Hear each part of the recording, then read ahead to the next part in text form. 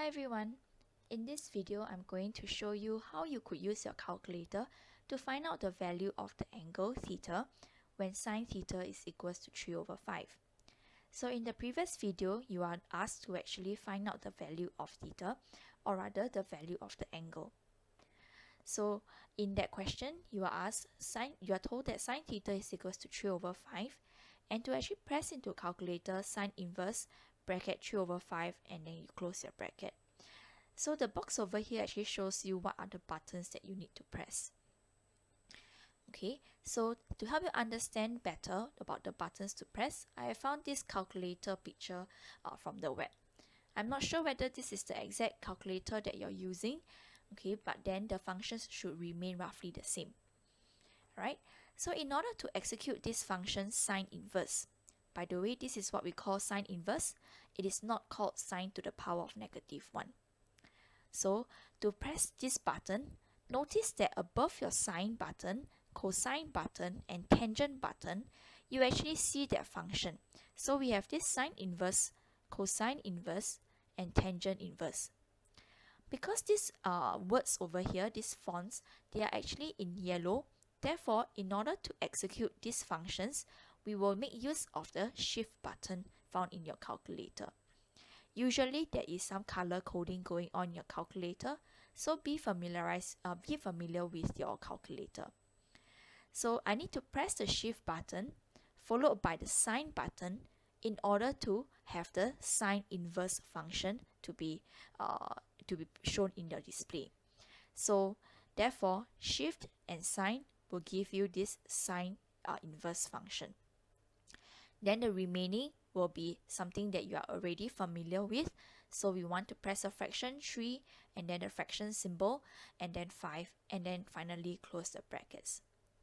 Do check whether you are able to get the value 36.9 degrees.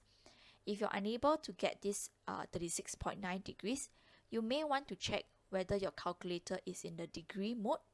Okay, so in your calculator display there should be a letter D, otherwise DEG. Okay, that is one thing that you could check.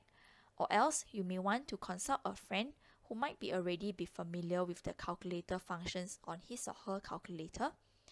Or if you're unable to contact your friend, you may want to get in touch with me when we get back to school again. Next, in the previous video, you would also be asked to find out the value of theta when cosine theta is equals to 12/20.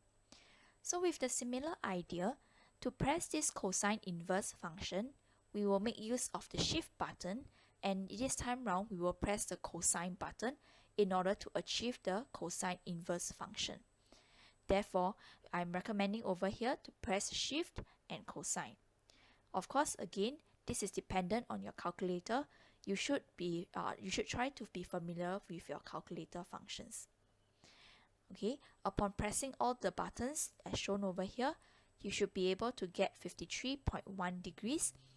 If you're unable to get 53.1 degrees, check whether is it in degree mode. Otherwise, you may want to check in with a friend who is already familiar, or you could also check in with me when we get back to school. Lastly, in the previous video, you are also asked to find out what is the value of theta when tangent theta is equals to 150/100. In order to do that, we need to use the tangent inverse function.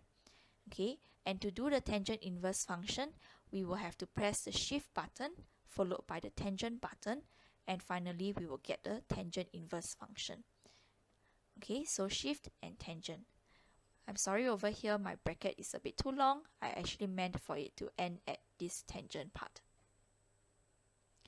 And that's it. We should be able to get 56.3 degrees. Alright, so I hope that you are able to understand how to use your calculator to find the angle values now.